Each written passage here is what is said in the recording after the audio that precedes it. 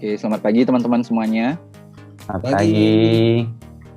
Ya, hari ini kita akan mendiskusikan tugas kelompok yang telah diberikan kepada kita, yaitu tentang reshaping berakhlak di lingkungan kerja. Perkenalkan, saya Primanda, selaku ketua kelompok untuk tugas kali ini, dan anggota kami yang lainnya itu ada dengan Clea Resta, Sumadi, Raka, dan Raisa. Setelah kami diskusikan, kami memutuskan bahwa kami akan membahas reshaping budaya berakhlak di lingkungan kerja, Kementerian Pendayagunaan Aparatur Negara, dan Reformasi Birokrasi. Untuk itu, mungkin berikutnya saya serahkan ke Raka untuk deskripsi dari tugasnya. Silakan Raka.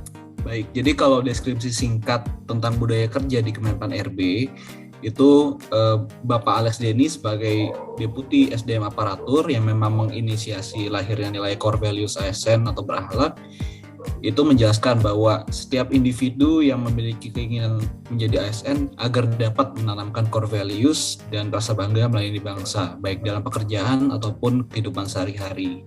Kemenpan RB sendiri sebagai salah satu inisiator lahirnya core values ASN telah mengupayakan untuk menerapkan nilai-nilai tersebut dalam budaya kerja. Dan juga kita telah menetapkan suatu tujuan, yaitu untuk memberikan layanan yang optimal, prima dan berkualitas demi kepuasan masyarakat, lalu bertanggung jawab atas kepercayaan yang telah diberikan, kemudian selalu belajar dan mengembangkan kapasitas diri, lalu saling peduli dan menghargai perbedaan, kemudian berdedikasi dan mengutamakan kepentingan bangsa dan negara.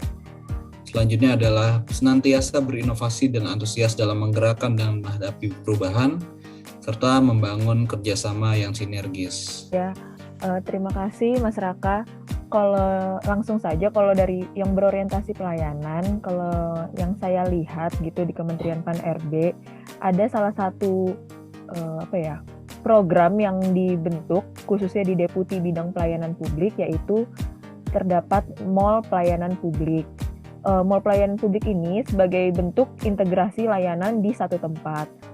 Makanya Kementerian Pan RB ini mulai mendorong untuk setiap kabupaten atau kota membangun MPP sebagai bentuk integrasi layanan yang tujuannya juga memudahkan masyarakat akhirnya untuk bisa menerima layanan, nggak harus berpindah-pindah tempat, tapi cukup di dalam satu mall saja, yaitu mall pelayanan publik ini. Kalau dari aku setuju itu. Jadi memang berorientasi pelayanan ini kan sesuai dengan branding ASN kita tuh yang hashtagnya bangga melayani bangsa gitu. Jadi di tempatku juga banyak diterapkan itu. Jadi untuk yang survei kepuasan pelanggan seperti yang dibilang Raka tadi itu, kalau kayak di instansi kerja di Protekpar Bali itu kita juga ada survei kepuasan pelanggan kami itu adalah mahasiswa sendiri. Jadi kayak kita di dosen ini dinilai oleh mahasiswa cara mengajar kita seperti apa, kayak gitu sih Raka.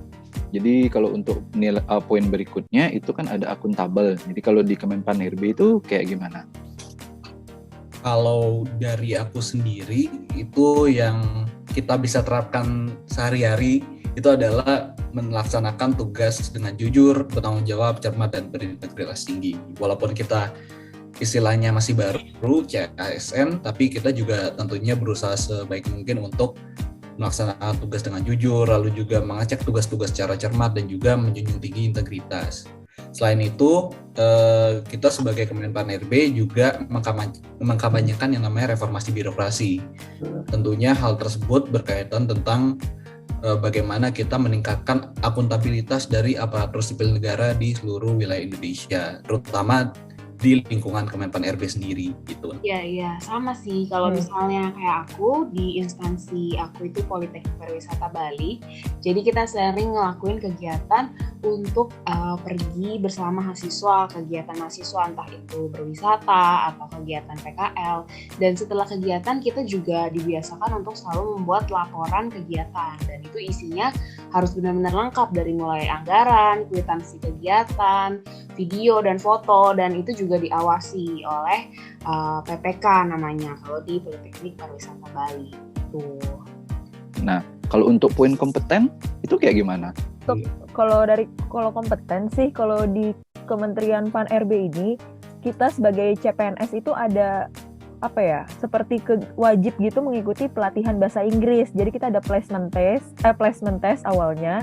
lalu kita diwajibkan untuk mengikuti pelatihan bahasa Inggris itu. Nah, yang aku lihat sih, kenapa CPNS ini wajib ngikutin pelatihan bahasa Inggris itu sebagai strategi juga buat pengembangan sumber daya manusianya yang akhirnya bisa menunjang buat pekerjaan nantinya gitu sih.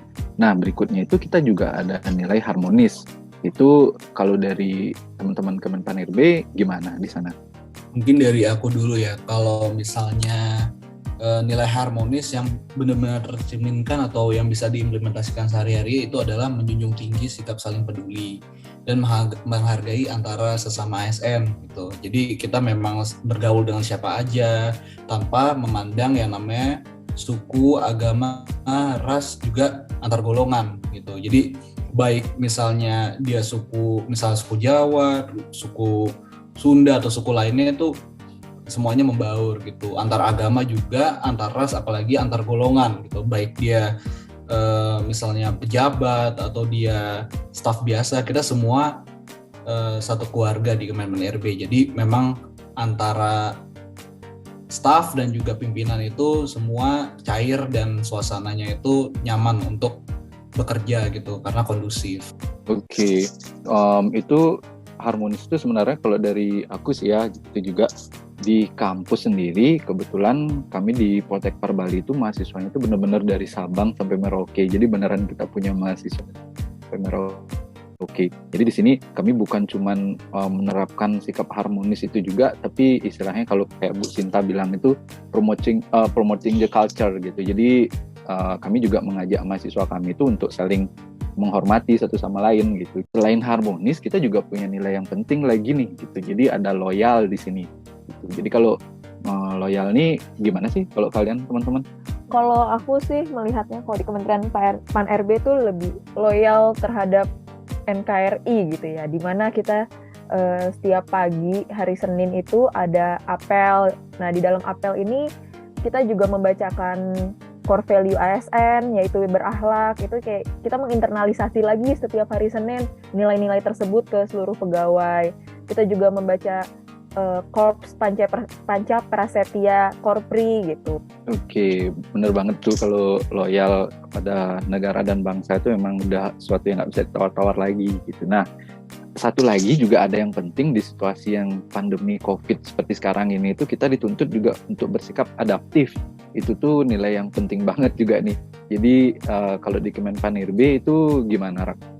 Kalau di Kemenpan RB sendiri kita selalu mengkampanyekan yang namanya SPBE atau Sistem Pemerintahan Berbasis Elektronik.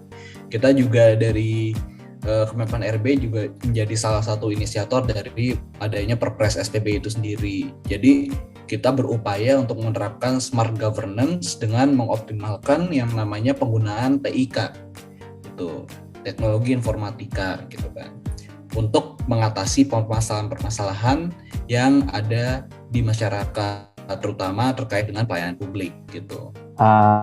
Kalau ya, karena kebetulan kita di pendidikan di Poltekpar Bali, jadi untuk penadaptif seluruh layanan baik itu akademik, mahasiswaan, bimbingan, administrasi, termasuk proses pendidikan sendiri itu sangat adaptif dan jadi sudah terintegrasi dengan sistem yang memanfaatkan teknologi informasi. Nah, termasuk di dalamnya adalah administrasi, kami punya e-office, kemudian kalau untuk akademik karena Xiaomi, jadi semuanya terintegrasi.